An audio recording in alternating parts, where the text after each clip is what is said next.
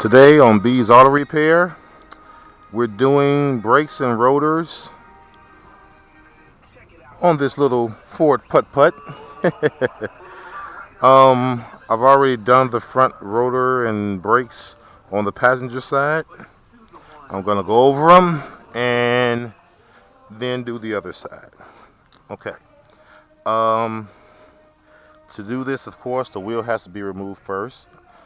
Then, one of these bolts on the brake caliper has to be removed so the brake caliper can be flipped back.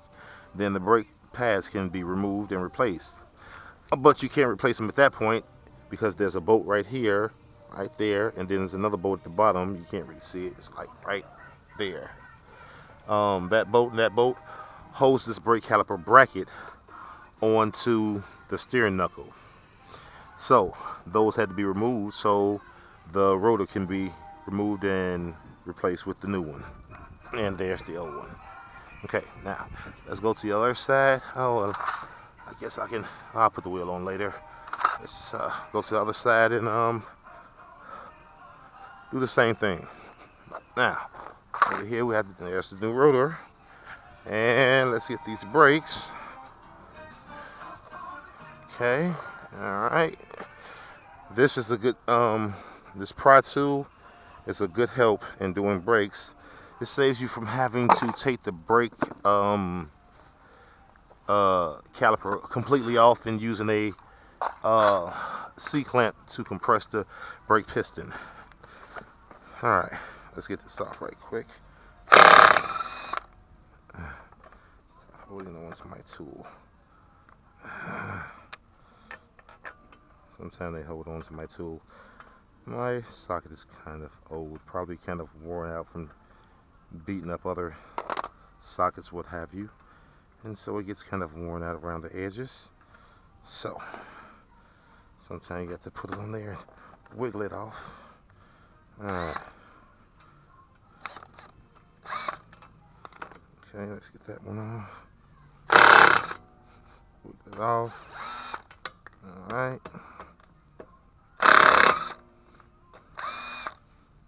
Alright. Alright. Get all those off. Let's take the wheel off. Put him to the side. Alright. Put the lug nuts in the little holes to keep up with them. Alright, now let's get that out the way. And let's turn the wheel. When it's up in the air, you can get the whole car up in the air. It's easy to turn the wheel. Okay, first we're going to use this hole right here. Sometimes this hole is filled with a spring compressor that pushes the springs back down in there. At any rate, we don't have one here, so I'm glad. So what we do is, I don't know if you can see it, but that's the brake pad right there. And of course, that's following it down here. That's the brake rotor. Now, what we're going to do is we're going to pry against the going to get a nice little grip right here on one of the lips of the brake rotor and pry on it to press the piston in. And once you get it in so far, you can push that back. You saw how now we get space in between there. Get in between that brake pad and the rotor and pry. Pry until you push that piston all the way back. You'll know when it's all the way back because it'll stop going backwards. Stop prying backwards. Okay, let me see. A little more. And if you see that dripping right there, don't worry. Sometimes when you compress the brake fluid back into the master cylinder, it overflows a little bit. So, all right. See all the way back in there? I think so. Okay. Yeah, it's driven from the master cylinder. That means she had too much in there in the first place. All right. Anyway, so let's get little 12 here. Alright. And put the 12 on that right there.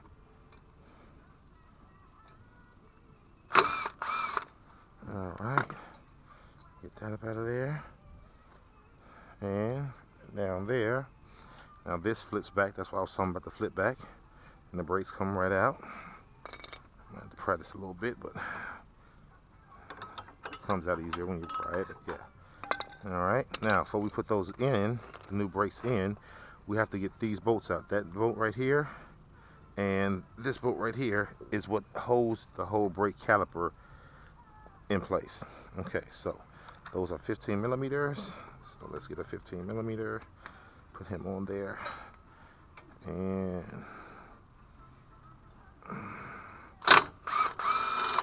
alright, that's one down, one to go. Alright. Now that we get both of those off, keep up with those. Okay. Alright. Now, this whole piece comes off and out the way.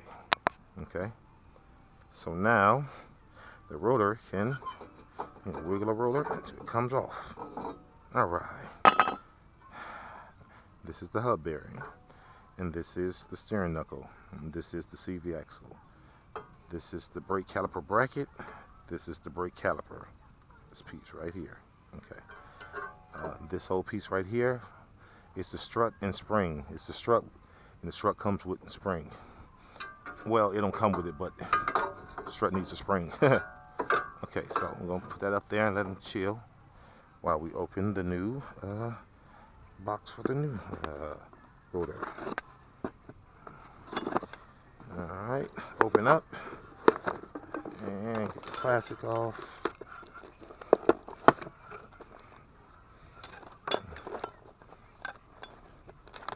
Alright, you don't need no more stinking plastic.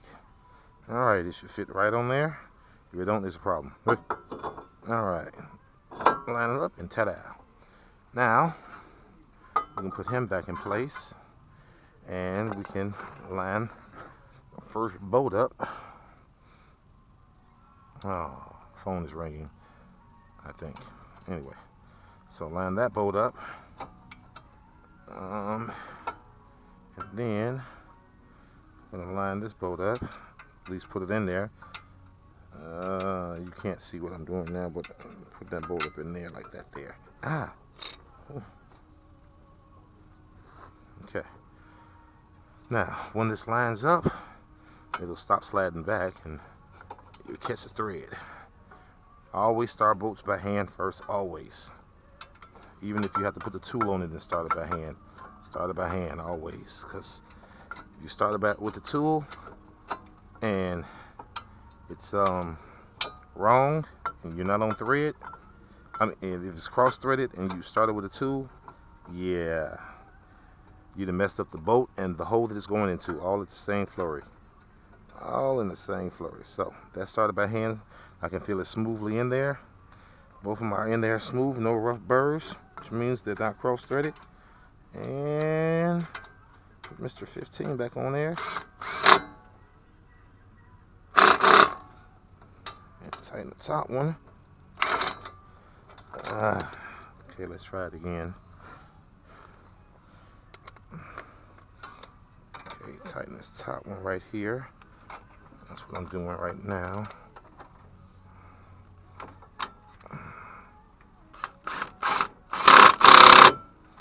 Alright, put a little more twist on this bottom one. Alright. Okay. Rotor is installed. Okay, put that back there.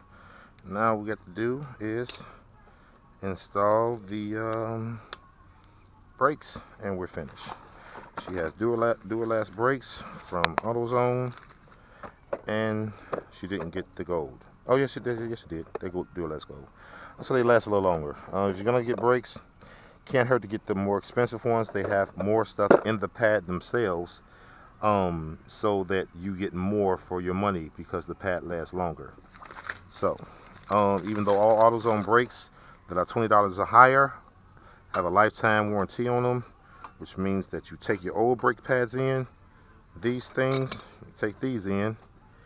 She was metal to metal on that. Eesh. Well, at any rate, she got new rotors, so it doesn't matter. But yeah, you take your old brake pads, you put them in the box, and you take that box in when these wear down, and they'll give you brand spanking new ones. That's AutoZone. Well, actually, O'Reilly's too, I think, now it has the same type of deal. But AutoZone been doing that for years now. Alright, both brake pads are installed. This is brake hardware. This little piece right here, this little piece right here, this little rubber boot, it holds in moisture so this keeps moving in and out as you're pressing the brakes. And it's supposed to be easy. That's not too easy. That's kind of hard. She needs some lubrication. But she doesn't have any. She didn't buy any lubrication, so we can't put any on there. So we're gonna finish by putting this bolt that goes through the adjusters, and not the adjuster, the slide pin, and tighten him up, and we're done.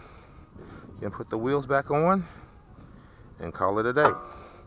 That's the installation of brakes and rotors on a Ford, I think it's a Ford Focus or a Fiesta. Let's find out what this little thing is. It is a Fiesta. Alright, so if you have a Ford Fiesta or any car, if you have pads, you're going to have basically almost the exact same setup. If you have pads, they all look the same. They all work almost exactly the same, unless you have a screw-in type brake caliper, brake piston. That's the part that we push back. At any rate, just another day of fixing it on the spot here at Sam's Club while she's at work. And the job is done. Quick $60 job, and she's happy. $40 for the brake installation and $10 per rotor. So yeah, if you need my help, I can come to you, Mr. B, Mr. Fix on the Spot, 773-744-6307. Peace and blessings.